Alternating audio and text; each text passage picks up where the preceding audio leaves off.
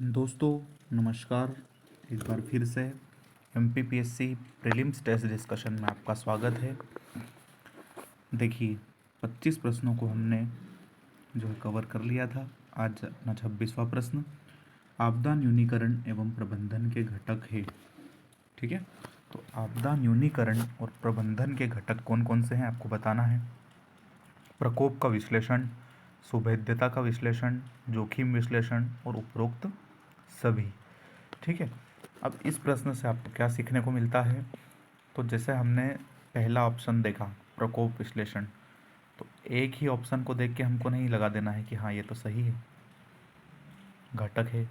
जबकि आपको ये भी देखना है कि नीचे उपरोक्त सभी भी लिखा है या कोई कूट लिखा होगा जिसमें एक दो दो तीन तीन चार इस तरह का दिया होगा। तो आपको चारों ऑप्शन पढ़ना है, मतलब पूरे प्रश्न को पूरी तरीके से पढ़ना है, उसके बाद ही आपको OMR सीट पर गोला भरना है। ठीक है, वरना कई बार हम ए को सही समझ के ए भर देते हैं और बाद में पता लगता है कि डी इसका सही उत्तर होगा। ठीक है, तो प्रकोप विश्लेषण, सुभेद्यता विश्लेषण और जोखिम विश्लेषण उपरोक्त तीनों जो है वह आपदा न्यूनीकरण और प्रबंधन के घटक है। ठीक है, IUCN के संदर्भ में सही कूट का चयन कीजिए। इसकी स्थापना 1961 में हुई थी, तो ये गलत है क्योंकि IUCN की स्थापना जो है आप जानते हैं 1948 में हुई थी। ठीक है, इसका मुख्यालय जिनेवा स्विट्ज़रलैंड में है, तो ये भी गलत है क्योंकि इसका मुख्यालय जो है वह ग्लैंड स्विट्ज़रलैंड में है, न कि जिनेवा में है ना। इसका slogan for a living planet है, तो ये भी गलत है क्योंकि WWF है जो है वर्ल्ड वाइल्ड लाइफ फेडरेशन जो है उसका slogan for a living planet है, न कि IUCN का है, तो ये भी गलत हो गया। इसके द्वारा रेड डेटा बुक जारी की जाती है, तो ये बात आप जानते हैं कि ये सही होती है ना। IUCN के द्वारा संकटग्रस्त या दुर्लभतम प्रजातियां, विलुप्त प्राय प्रजातियों की एक सूची जारी की जाती है जो रेड डेटा बुक के अंतर्गत जारी की जाती है। ठीक है, तो चौथा जो ऑप्शन है वो आपका सही है, 1 2 3 गलत है, तो सही कूट जो है वो केवल 4 होगा। ठीक है, प्रीडेटर्स क्या है। तो जब भी आप एनवायरमेंट्स पढ़ रहे हैं, EVS टॉपिक को जब आप पढ़ रहे होते हैं, तो आपको टर्मिनोलॉजी पता होना बहुत ज़रूरी है ना। जैसे ऊर्जा क्या होती है, ऊर्जा घटक क्या होते हैं, पिरामिड क्या होता है ना, प्रीडेटर्स क्या होता है, फिर आपका कीस्टोन स्पीसीज क्या होता है, क्लाइमेक्स स्टेज क्या होता है। तो ऐसी कई सारे जो टर्मिनोलॉजी है वो आपको पता होना चाहिए। टेस्ट डिस्कशन के क्रम में हम जितना अधिक से अधिक हो सके प्रीडेटर्स जैसी हम टर्मिनोलॉजी को समझने का प्रयास करेंगे। ठीक है, तो दो तरह की बातें होती हैं। जो भी परजीवी जीव होते हैं जो किसी अन्य प्रजाति पर निर्भर होते हैं, वह या तो भोजन के लिए किसी प्रजाति पर निर्भर होते हैं, या तो आवास के लिए किसी प्रजाति पर निर्भर होते हैं, या दोनों के लिए किसी प्रजाति पर निर्भर होते हैं।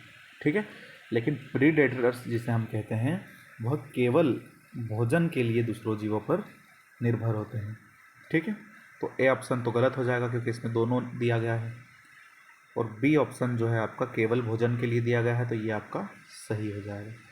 ठीक है, इसमें निवास हेतु अन्य पर निर्भर लिखा गया है और इसमें किसी पर निर्भर नहीं लिखा गया है। ठीक है, तो केवल भोजन पर जो जीव दूसरी प्रजाति पर निर्भर होते हैं उसको हम प्रीडेटर्स कहते हैं। ठीक है, प्रकृति का मेहतर किसे कहते हैं। तो प्रकृति का जो स्कैवेंजर्स होते हैं वो आप अपघटकों को कहते हैं, क्योंकि अपघटक जो होते हैं वह प्रकृति में जो गंदी सड़ी गली चीज़ें होती है जो किसी काम की नहीं रहती, उसका जो है अपघटन करने का काम करती है, उसको पारिस्थितिकी तंत्र से हटाने का काम करती है।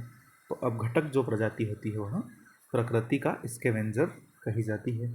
ठीक है, राष्ट्रीय आपदा मोचक बल जिसको आप NDRF कहते हैं, नेशनल डिजास्टर मैनेजमेंट फोर्स का जो गठन किया गया वह 2006 में किया गया, और इसको राष्ट्रीय आपदा प्रबंधन प्राधिकरण 2005 के तहत इसका गठन किया गया।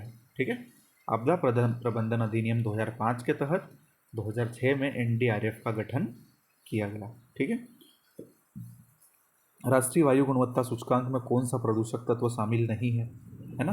तो राष्ट्रीय वायु गुणवत्ता सूचकांक जो है, अभी वायु प्रदूषण को लेकर के खूब चर्चा चल रही है क्योंकि दिल्ली का जो वायु का गुणवत्ता सूचकांक एयर क्वालिटी इंडेक्स जो है काफ़ी हाई चला गया है, तो आपको वायु प्रदूषण से संबंधित चीज़ें पूछ सकता है ना। यूपीएससी में भी ये क्वेश्चन एक बार पूछा जा चुका है।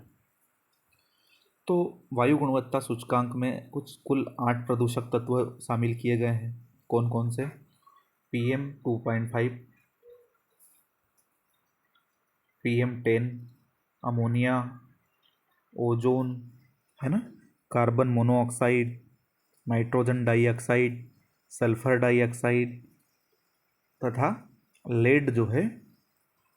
8 प्रदूषणकारी तत्वों को राष्ट्रीय वायु गुणवत्ता सूचकांक में शामिल किया जाता है, जबकि कार्बन डाइऑक्साइड को शामिल नहीं किया जाता। ठीक है, आप यहाँ पर इसको बहुत अच्छे से ध्यान रखिए। कार्बन डाइऑक्साइड CO2 जो होता है, इसको वायु गुणवत्ता प्रदूषण सूचकांक में शामिल नहीं किया गया है। ठीक है। केंद्रीय प्रदूषण बोर्ड किस मंत्रालय के अंतर्गत आता है? तो केंद्रीय प्रदूषण बोर्ड जो है ये बहुत स्पष्ट रूप से आप जानते हैं कि इसको पर्यावरण मंत्रालय के अंतर्गत रखा जाएगा, क्योंकि प्रदूषण जो है पर्यावरण से संबंधित है, तो यह पर्यावरण मंत्रालय के अंतर्गत रखा जाता है। मध्य प्रदेश सरकार द्वारा किन स्थलों को जैव विविधता विरासत स्थल घोषित किया गया है? तो पातालकोट एवं नेरो हिल्स जो है इनको जैव विविधता विरासत स्थल में शामिल किया गया है ना। जैव विविधता का मतलब होता है कि पौधों या जीवों की जो प्रजातियां होती है वो जिस स्थल पर या जिस विशेष क्षेत्र में अधिकतम होती है उसको जैव विविधता विरासत स्थल घोषित करने का अधिकार राज्य सरकार को दिया गया है। ठीक है। निम्नलिखित में से किसका संबंध चिपको आंदोलन से है? तो आप जानते हैं 1973 में पेड़ों के उन्मूलन को या वृक्षों की कटाई को रोकने के लिए उत्तर भारत में एक प्रमुख आंदोलन चलाया गया जिसका नाम चिपको आंदोलन है। इसके प्रमुख जो प्रणेता थे वो सुंदरलाल बहुगुणा थे।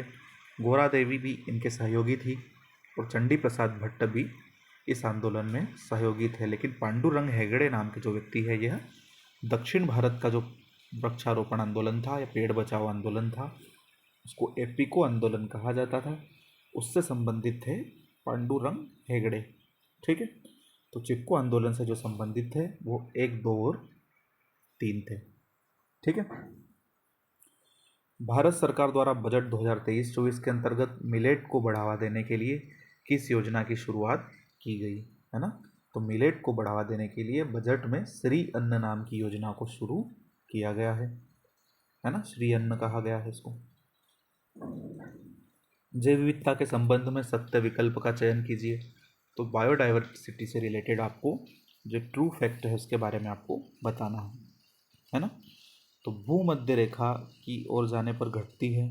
देखो मैं आपको एक बार अच्छे से समझा देता हूँ कि बायोडाइवर्सिटी जो होती है, जैव विविधता जो होती है, वो भूमध्य रेखा पर अधिकतम होती है।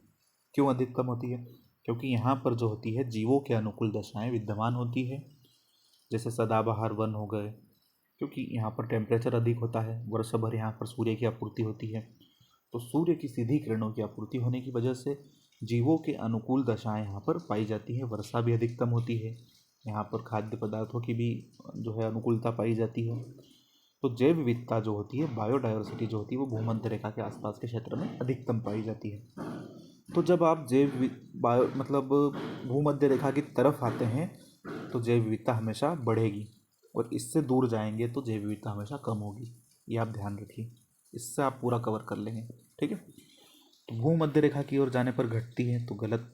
अभी हमने देखा कि भूमध्य रेखा की ओर जाने पर बढ़ती है, जो आपको बी में दिखाई दे रहा है।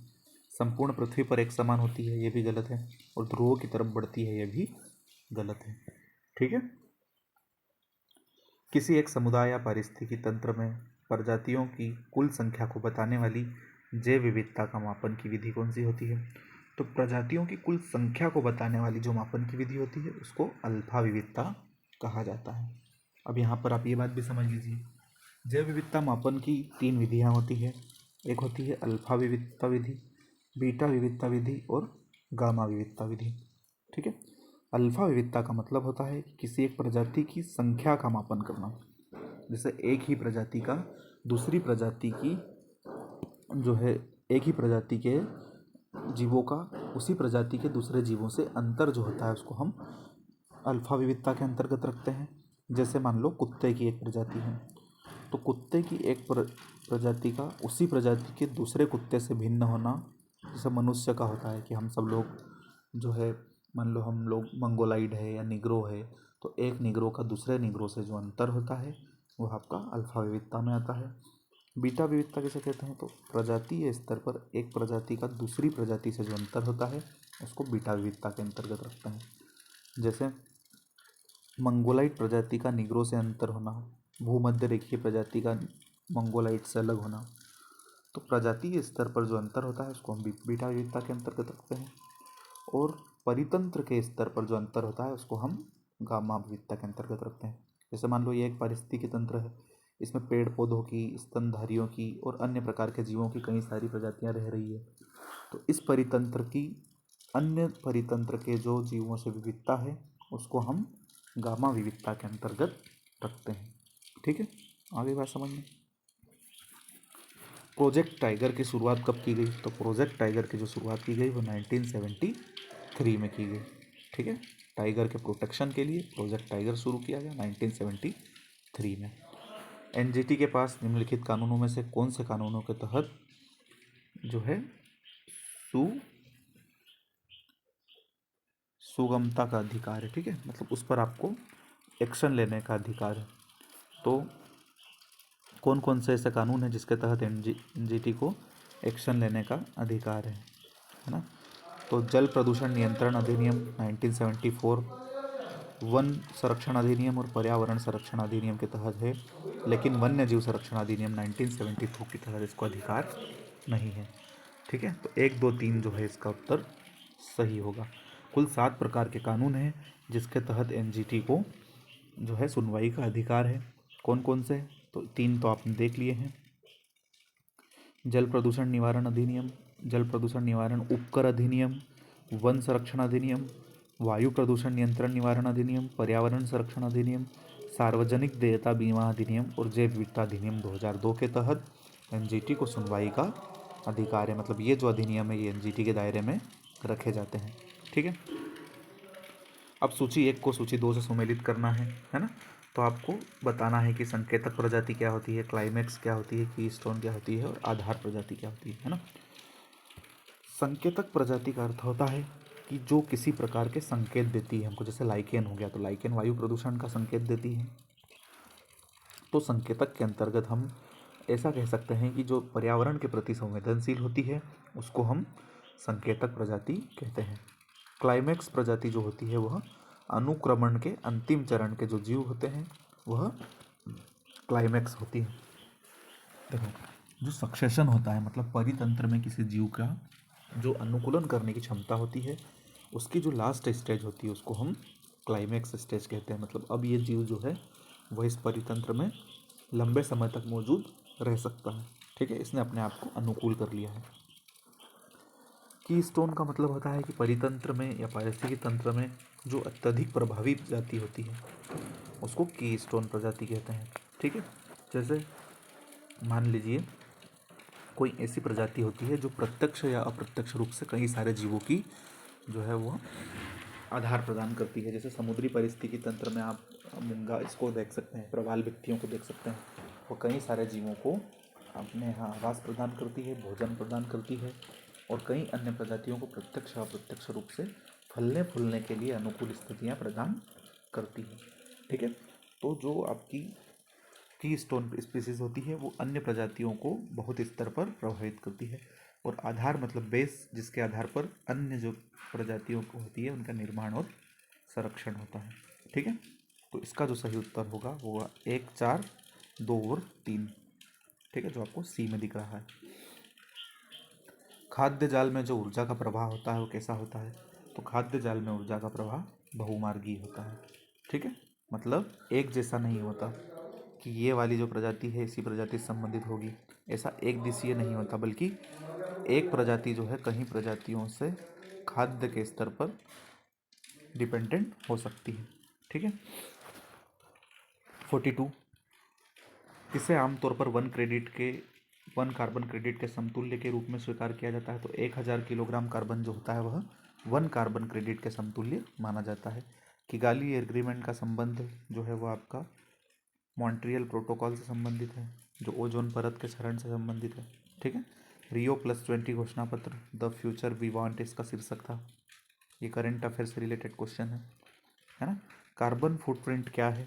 तो कार्बन फुटप्रिंट मतलब कि जो एक व्यक्ति के द्वारा जितने कार्बन का उत्सर्जन किया जाता है उसको कार्बन फुटप्रिंट कहते हैं। ठीक है। एक व्यक्ति, एक संस्था या एक उत्पाद के द्वारा जो कुल कार्बन उत्सर्जन होता है ये आपका कार्बन फुटप्रिंट कहलाता है ना। भारत वन रिपोर्ट के अनुसार सर्वाधिक मैंग्रोव वन जो है वह किस राज्य या केंद्र शासित प्रदेश में है? तो पश्चिम बंगाल में सबसे ज़्यादा मैंग्रोव वन पाए जाते हैं। हाल ही में किन दो अफ्रीकन देशों से मध्य प्रदेश के कूनो राष्ट्रीय उद्यान में चीतों को लाया गया? तो मध्य प्रदेश के कूनो राष्ट्रीय उद्यान में नामीबिया और साउथ अफ्रीका से चीतों को लाया गया। निम्नलिखित में से कौन सी गैस वैश्विक तपन के लिए प्रमुख रूप से उत्तरदायी है?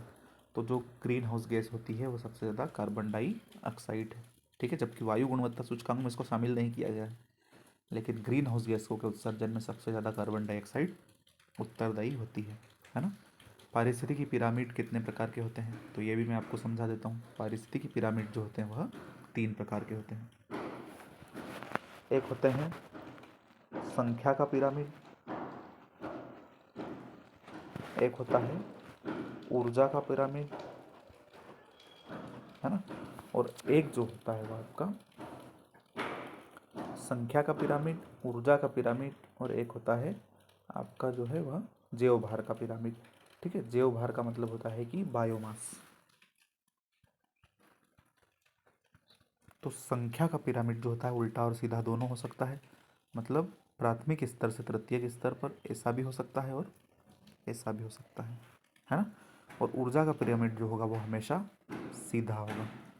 ठीक है। किसी भी पारिस्थितिकी तंत्र में हम ले लें या कहीं भी आप चले जाइए, भूमध्य रेखा पर चले जाइए, ध्रुवों पर चले जाइए, ऊर्जा का पिरामिड हमेशा सीधा होगा, और जैव भार के पिरामिड भी उल्टा और सीधा दोनों हो सकता है। ठीक है। अब आपको जोड़ी मिलानी है, तो एक्यूमुलेटर क्या होता है?